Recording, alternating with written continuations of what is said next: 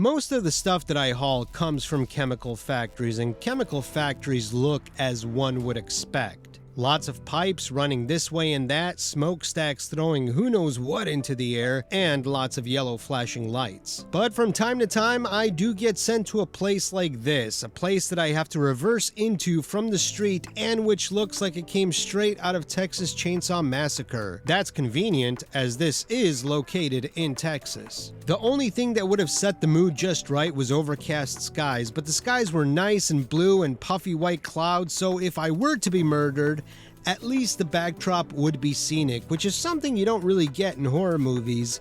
Hollywood needs to work on that. Barrels containing unknown prizes were strewn about, some of them busted or cut open.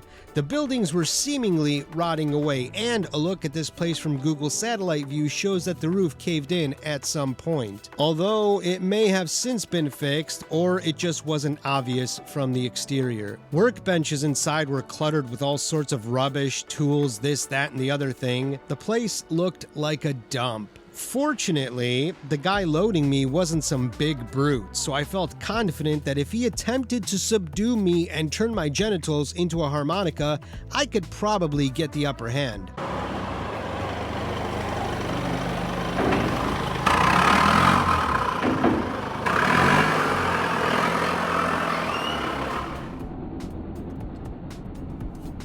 After I got some video, I decided to go back outside and actually do some work.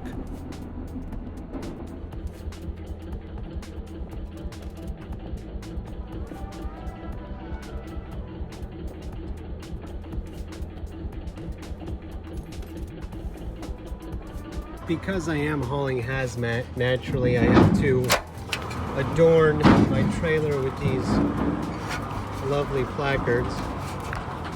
Nice and black and white. Who doesn't like a little black and white? Of course, doing this one-handed. Now, there we go.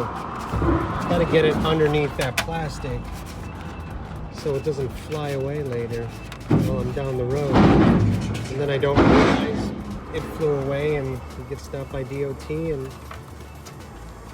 they give you the what for.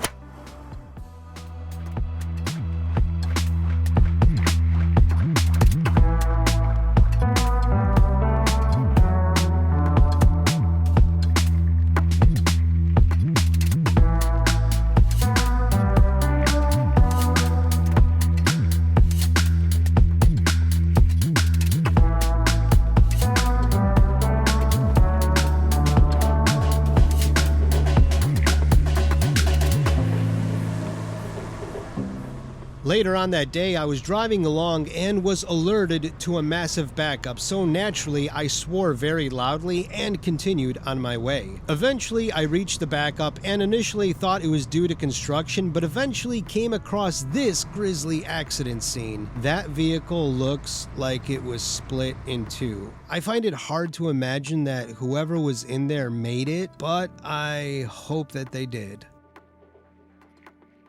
But let's change gears a little. Many trucking companies have this kind of sticker that notifies the driver that only diesel fuel should go into the diesel tank. This prompts me to believe that these companies know they employ a great preponderance of people who are a few french fries short of a Happy Meal. Basically, people from Dixie. If you don't know where Dixie is the part of the country where brothers and sisters look at each other and think, Further on in that day, I saw this on the back of a trailer. Written into the dirt is a message urging people to buy Dogecoin. And they should. Buy Dogecoin, buy Bitcoin, buy Ethereum, buy Algorand, buy Cardano, and most of all, buy tequila. Good tequila. None of that Jose Cuervo crap that's more like donkey anus flavored vodka. US&A, very nice. I totally want a flag like that. Not a US flag, but a flag that size. A Jolly Roger. Then I would get a huge flagpole in my backyard and fly that Jolly Roger proudly. Once it was freely flapping in the wind, I would wait for my neighbors and the HOA to come to my front door and start running their mouths off. To which I would reply, "Are ye scurvy landlubber? Off with ye before I put ye to the sword." FBI, if you're watching, just a joke. Not gonna put anybody to the sword, not gonna harm anybody, not gonna do anything.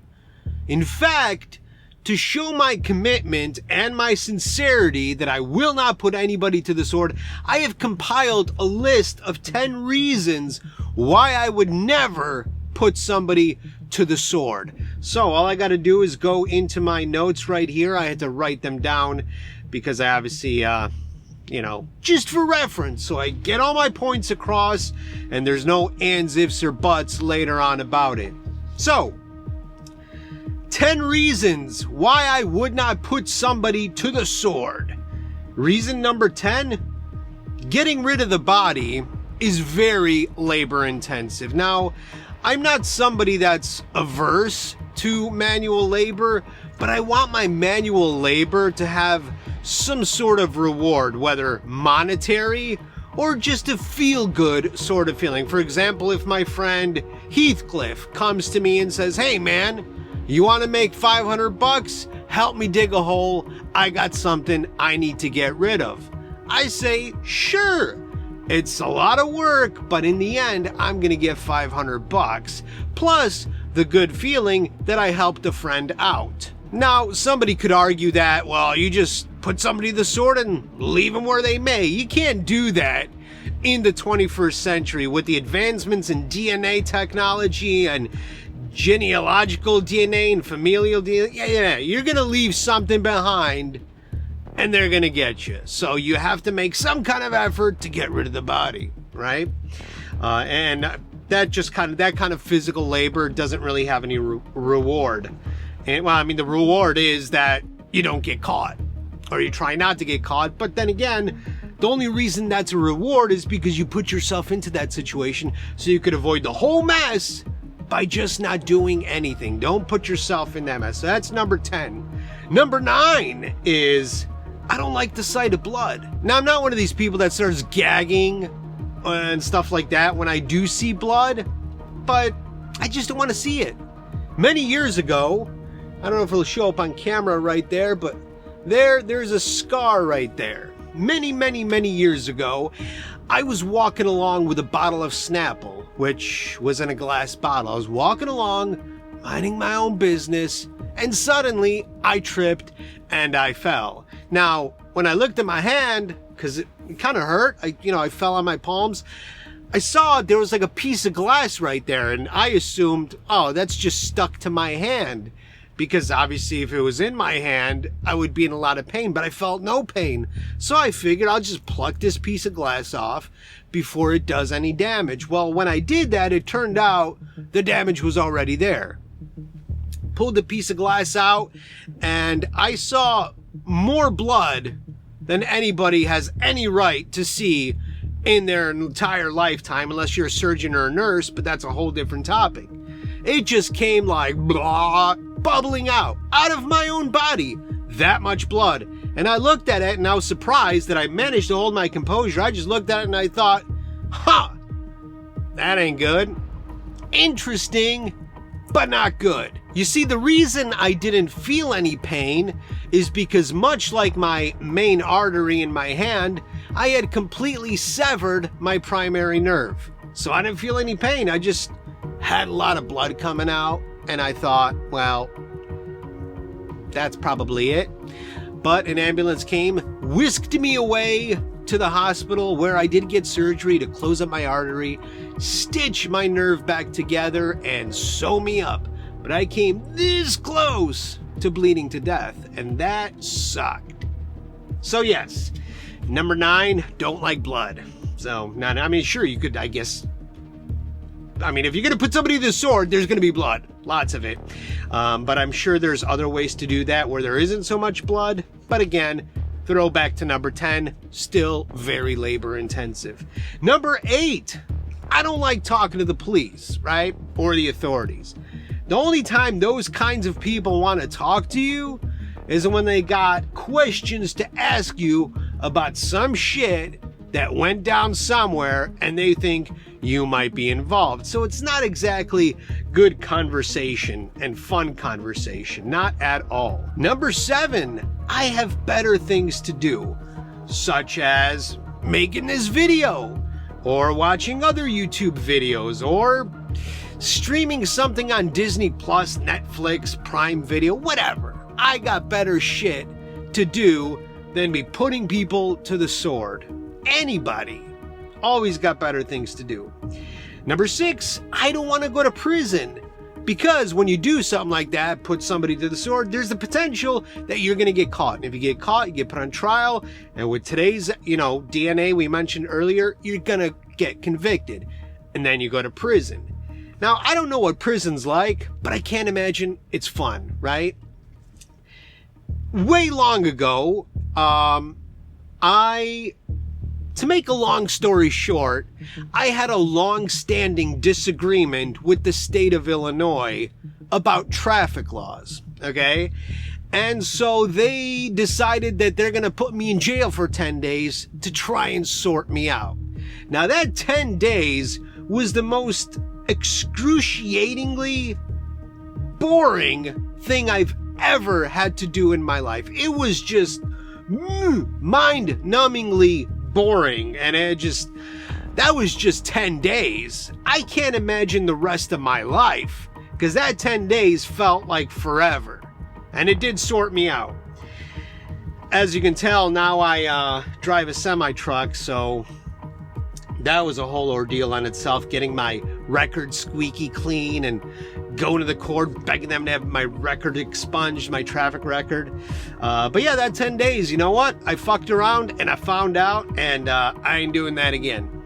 So, number 5, I don't look good in jumpsuits. If you do go to prison, you're gonna have to wear a jumpsuit. And me, being chonky as I am, naturally, I just don't look good in jumpsuits. Now, sure, somebody can make the argument that you don't look good, period, and that's fair, but especially don't look good in jumpsuits. Imagine putting an orange inside of a condom. That's basically what you would get. Now, number 4, they don't serve steak tartare in prison. I do like steak tartare, definitely don't serve it in prison. They should, but then again, I don't know if I would want to eat steak tartare that's served in prison.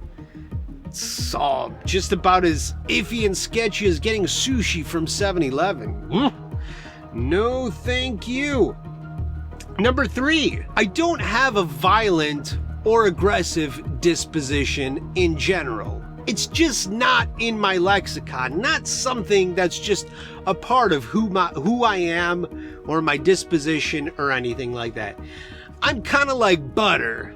Things just slide right off me. People love arguing about subjective matters in an objective way like a bunch of idiots. Go on Facebook, go on Twitter, look at any subject matter, whether it's phones, cameras, computers, whatever. People are actually arguing about them back and forth, and then that eventually turns into name calling. I mean, it's great entertainment for somebody like me, like watching 2 sets of idiots just going at it about their opinions just because they have different opinions. One likes Android, the other one's iPhone, and they're just going at it like 2 rejects. It's fun, but definitely an activity for people that are a little intellectually deficient, if you say so. But yeah, I just let things slide off of me, so I wouldn't really have a reason. Like, I've never felt like I want to kill this person or I really want to harm this person. Like, there's nothing anybody could really do or say to be like, I'm gonna kill you. It's just not who I am. I mean, sure, there's times where I get aggravated at someone or something, and when somebody does do that, I say, I'm going to end this right here so this doesn't continue on. And so what I do is lunge at them and bite their nose, right?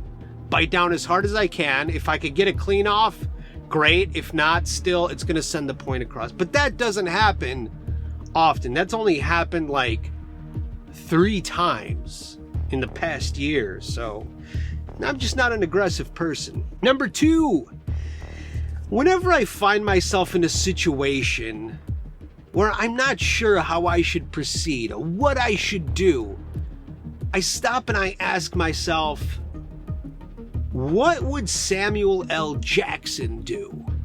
And then I do that thing. Now, I'm not talking about any character he plays, because if it was the characters that he play, I mean, he'd kill everybody, right? He put everybody to the sword, shoot them, whatever, stab them, cut their heads off, try their underwear on, whatever. I don't know.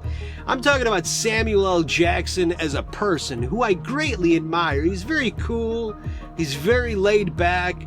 And he doesn't seem like the type of person that would want to put somebody to the sword. So if I come up to that situation, I just think, now, Samuel L. Jackson wouldn't do that, so I'm not going to do that. And finally, yeah, we just did number 2. Number 1. The number 1 reason why I wouldn't put somebody to the sword is because I don't have a sword. Now, sure, putting somebody to the sword means generally just killing them, and there's more than one way to do that, but if you really genuinely, I'm of a mind that if it's worth doing, it's worth doing right. I learned that from George Carlin. If it's worth doing, it's worth doing right. So if you're gonna put somebody to the sword, you're gonna have to use a sword. And I don't have a sword. Best I have is that plastic knife that you saw me with earlier, and I guess technically you could put somebody to the plastic knife, but it just doesn't have the same kind of ring to it. And also, it's a plastic knife. It's not very durable, right? And so that's a throwback to number 10, being very labor intensive. If you're gonna do something, you wanna do it in a efficient manner. Efficient means it's still good, but you're being smart about it. And going after somebody with a plastic knife, not good, not smart. It just ain't gonna work out too well. So, FBI people, I hope you are more than satisfied. And believe me when I say I wouldn't actually put somebody to the sword. It was just a joke. Have a laugh. Don't be so serious. Stop raiding drug houses. Sit back, relax, smoke a joint, and have some fun.